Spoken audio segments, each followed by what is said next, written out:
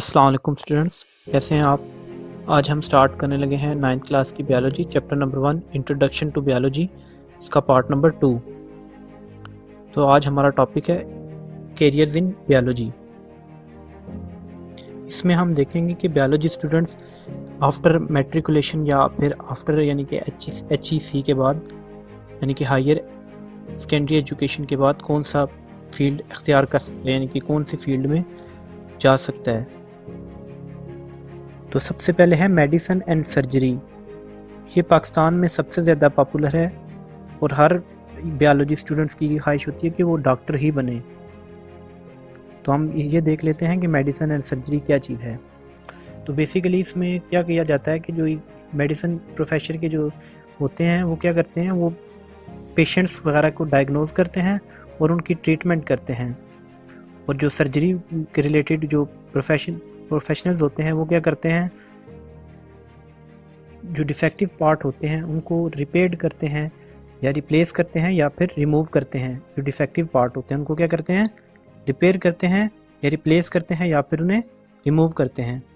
तो ये जो प्रोफेशन है इसको स्टूडेंट HSE के बाद यानी कि हायर सेकेंडरी एजुकेशन के बाद यानी कि FSC इन बायोलॉजी के बाद ज्वाइन कर सकता है। नेक्स्ट बात करते हैं नेक्स्ट प्रोफेशन की या नेक्स्ट कैरियर की, तो वो है फिशरी। तो बेसिकली फिशरी में क्या चीज़ होती है, इसमें ना फ़िश की प्रोडक्शन के लिए को स्टडी किया जाता है कि हम फ़िश की प्रोडक्शन, डिस्ट्रीब्यूशन, कंजप्शन वगैरह को कैसे इंक्रीज़ कर सकते हैं। ठीक है, यानी कि उसकी जो प्रोडक्शन है या फिर उसकी जो कंजप्शन है या डिस्ट्रीब्यूशन है उसको हम कैसे इंक्रीज़ कर सकते हैं। The experts of fisheries work to enhance the quality and quantity of fish production.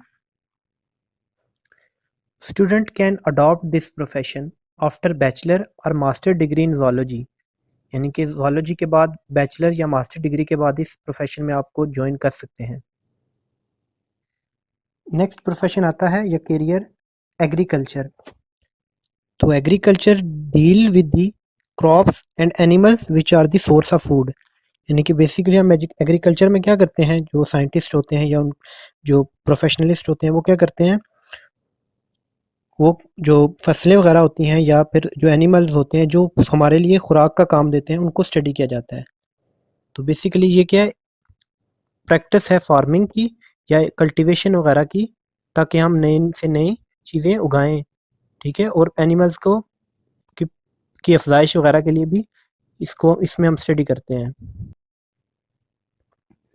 Next profession है या कैरियर है एनिमल हस्बेंड्री।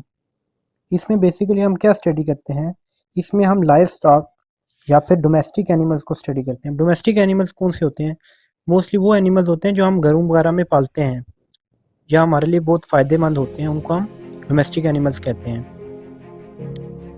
ये कोर्स जो है ये HSE के बाद इन बायोलॉजी में के बाद आप कर सकते हैं।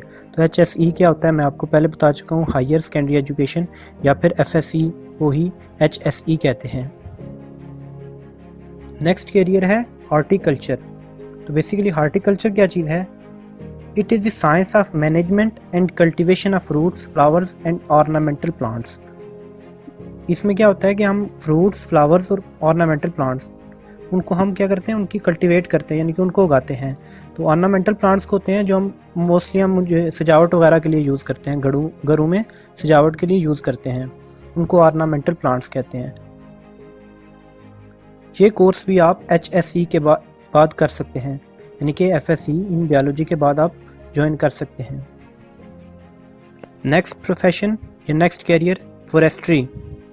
तो ये बेसिकली क्या चीज़ है, इसमें management of natural forest and growing new forest. यानी कि हम इसमें क्या करते हैं, जो हमारे कुदरती जंगलात हैं उनकी मैनेजमेंट करना और नए जंगलात को उगाना वगैरह, इसमें हम स्टडी करते हैं कि उसको कैसे उगाया जा सकता है।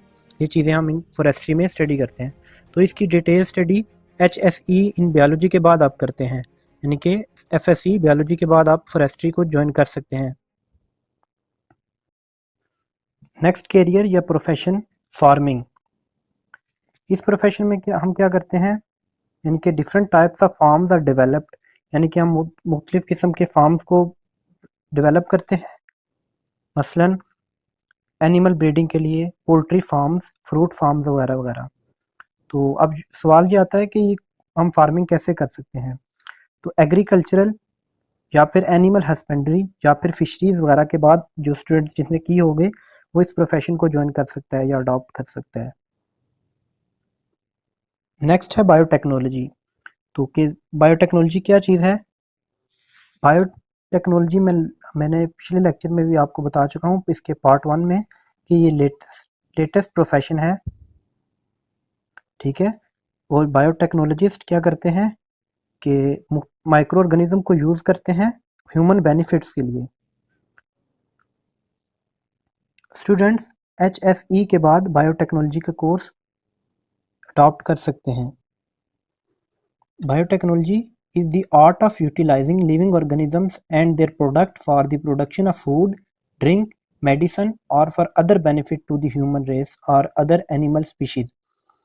मैं भी आपको बता चुका हूँ कि बायोटेक्नोलॉजिस्ट क्या करते हैं कि मुख्तलिफ़ किस्म के दूसरे जानवर यूज़ करके या ऑर्गेनिज्म यूज़ करके ह्यूमन बेनिफिट के लिए यूज़ करते हैं।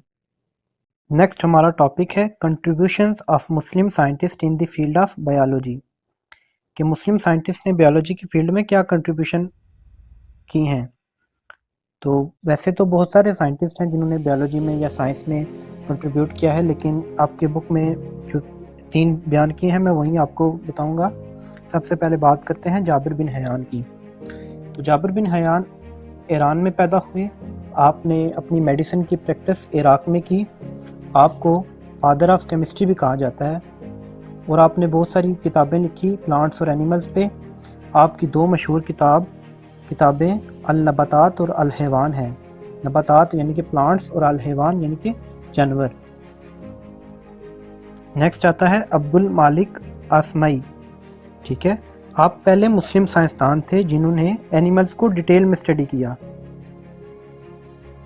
आपकी मशहूर किताबों के नाम हैं अल-अबिल यानी कि कैमल ऊँट के मुतल्लक, अल-खेल हॉर्स यानी कि घोड़े के मुतल्लक, अल-वहूश एनिमल यानी कि जानवरों के मुतल्लक और खलक़ल इंसान यानी कि इंसानों के मुतल्लक।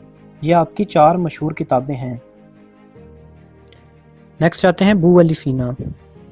आपको तिब का बानी कहा जाता है यानी कि फादर ऑफ मेडिसन, और यूरोप में या वेस्ट में आपको एविसीना के नाम से याद किया जाता है। आप फिजिशियन थे यानी कि डॉक्टर थे, फिलासफर, एस्ट्रोनॉमर और पोएट भी थे। आपकी सबसे मशहूर किताब अल कानून फ़ी अल तिब थी। This book proved very helpful in the study of disease and their treatment in West, यानी कि इस बुक ने मगरब में बीमारी की तशखीस और उसके इलाज के लिए बहुत अहम किरदार अदा किया। आपकी ये किताब तकरीबन 500 साल तक यूरोप की मेडिकल कॉलेजेस और यूनिवर्सिटीज़ में पढ़ाई जाती थी।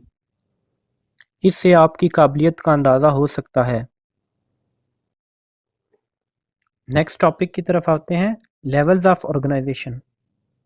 इन order to understand the various phenomena of life, biologist study life at different level which make the hierarchy of life.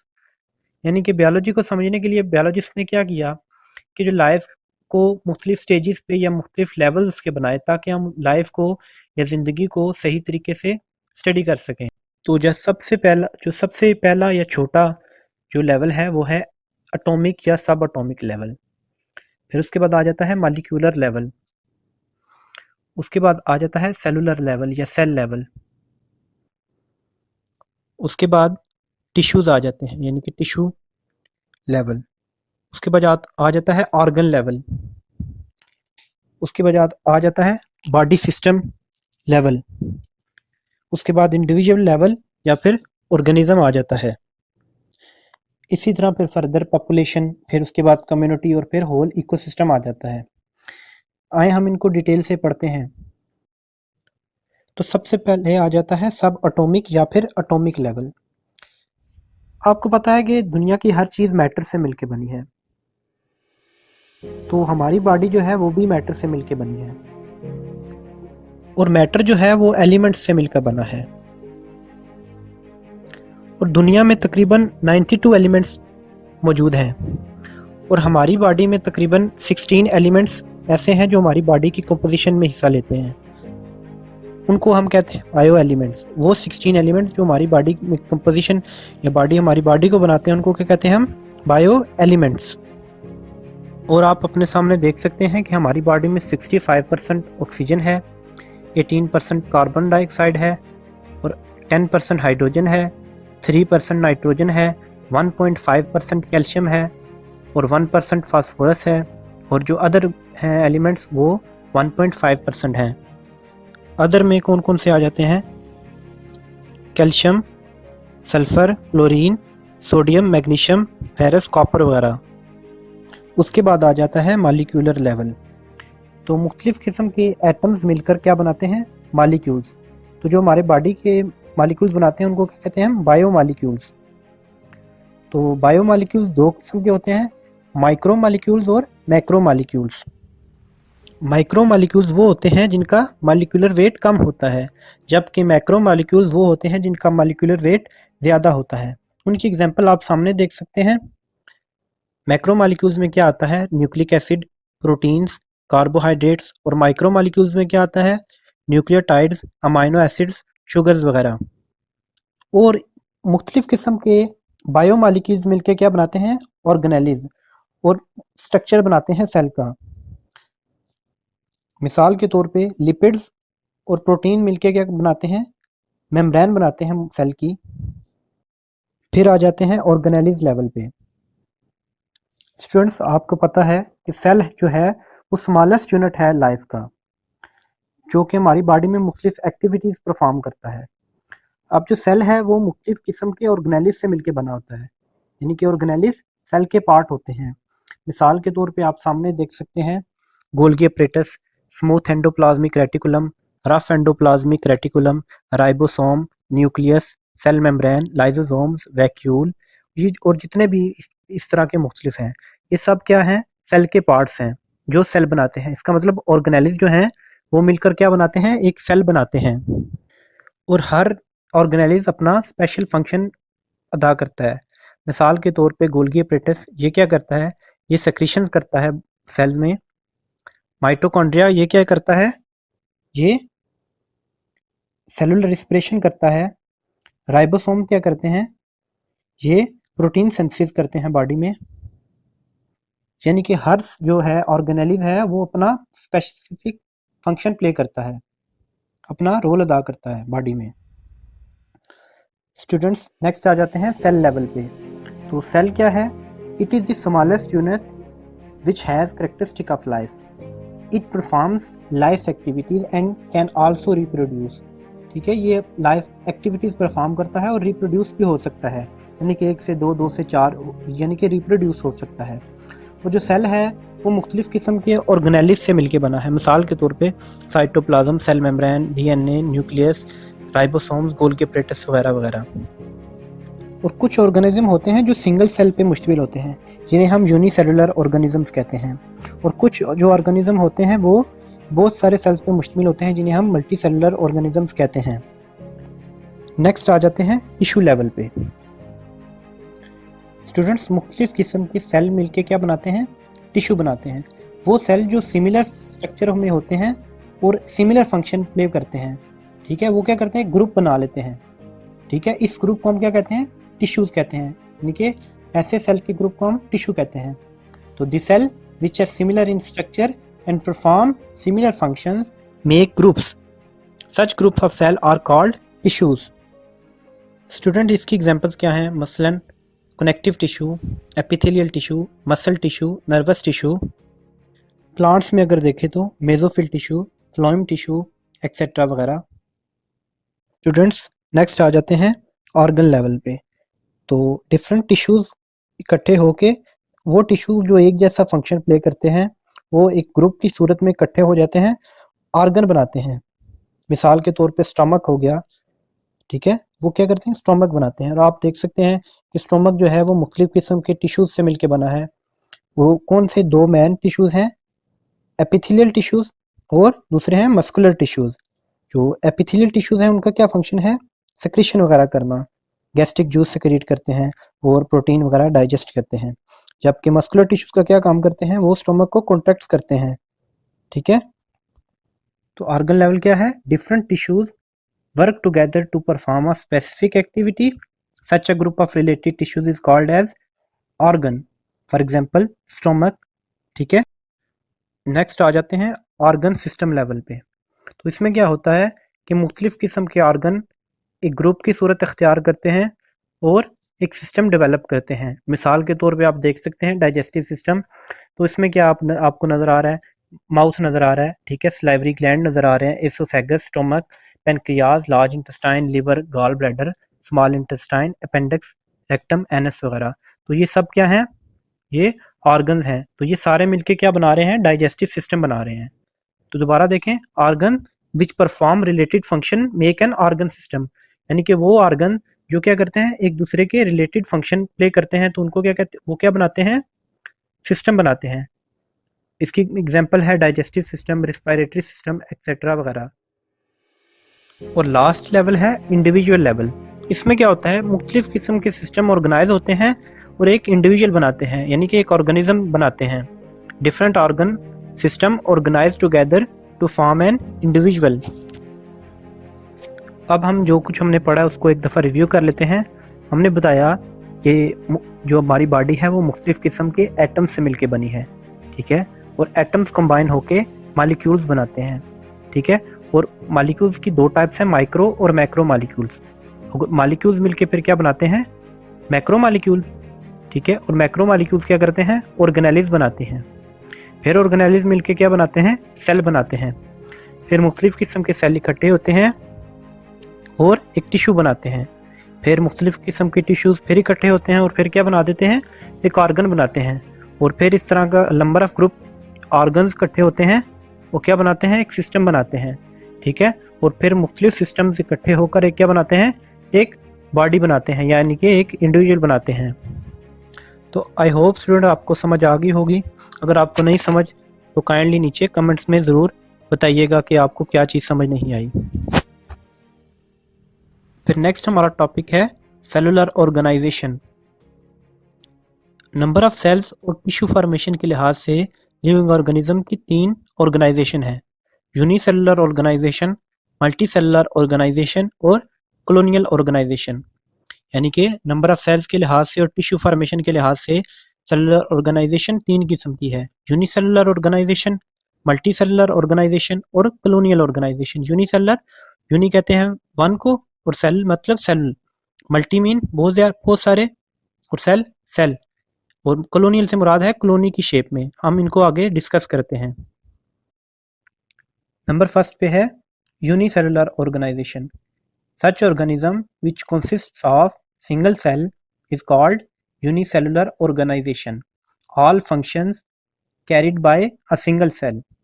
यानी वो ऑर्गेनिज्म जो सिंगल सेल पे मुश्तमिल हो उन्हें क्या कहते हैं? Unicellular organisation. और सारे फंक्शन जो हैं वो सिंगल सेल अदा करता है। अब यूनिसेलुलर ऑर्गेनिज्म की एग्जांपल क्या है? मिसाल के तौर पे amoeba, bacteria, protozoa, unicellular algae, unicellular fungi, unicellular yeast और पैरामीशियम। इसकी पिक्चर भी आप देख सकते हैं। इसमें स्टूडेंट्स जितने भी फंक्शन है बॉडी के, मसलन फीडिंग्स, लोकोमोशन, एक्सक्रीशन, रिप्रोडक्शन वगैरह वगैरह, वो सिंगल सेल ही प्ले करता है। नेक्स्ट आ जाते हैं मल्टी सेलुलर ऑर्गेनाइजेशन में।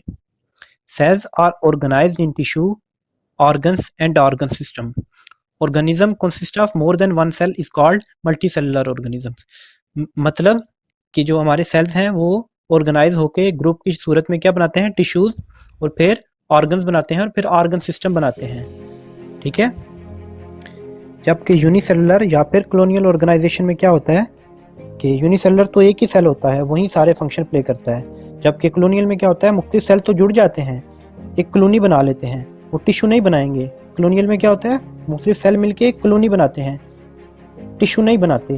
मल्टी सेलुलर कॉलोनियल में यही सबसे मेन डिफरेंस है कि मल्टी सेलुलर में क्या होता है कि मुख्तलिफ किस्म के सेल मिलकर टिश्यूज बनाते हैं, और कॉलोनियल में क्या होता है?